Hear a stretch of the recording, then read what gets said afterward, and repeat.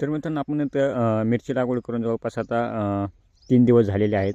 तर बघू शकता एकदम असे चांगल्या प्रकारे असे शेंड असं उभं राहिलेलं आहे मिरचीचा.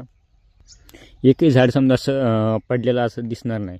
तर याच्यामध्ये आपण आज आळवणी करणार आहे, जेणेकरून लवकरात लवकर याच्या पांढऱ्या मुळ्यांची संख्या जास्त वाढेल आणि ग्रोथसाठी त्याचा चांगला फायदा होईल. तर याच्यामध्ये आपण हे बघू शकता आपण एक्सेल बायोटेकचं ह्युमिक ॲसिड घेतलेलं आहे. 99.99% ह्युमिक आहे याच्यामध्ये. आणि मेन म्हणजे हे पोटॅशियम ह्युमिक आहे. तर आपल्याला हे पोटॅशियमच वापरायचं आहे, जेणेकरून याचा झाडालाही फायदा होईल, मातीसाठीही चांगला फायदा होईल. याच्यामध्ये भरपूर असे काय 95% भेटतात, 98% भेटतात. तर होईन तोपर्यंत शक्यतो आपल्याला 98% किंवा 100% अशा याच्यामधलंच ह्युमिक वापरायचं आहे. आणि पहिली ड्रेंचिंग शक्यतो फक्त ह्युमिकची करा, कारण की जेणेकरून पांढऱ्या मुळ्यांची संख्या जास्त वाढेल. आणि दुसऱ्या ड्रेंचिंगमध्ये मग तुम्ही 19 वगैरे आणि ह्युमिक असं 1-2ची तुम्ही ड्रेंचिंग करू शकता.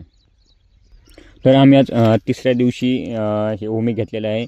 एका पंपाला जवळपास मी 20-25 ग्रॅम वापरू शकता. आणि पंपाच्या समोरचं नौजल काढून झाडाच्या प्रत्येक बुडापाशी आळवणी करू शकता.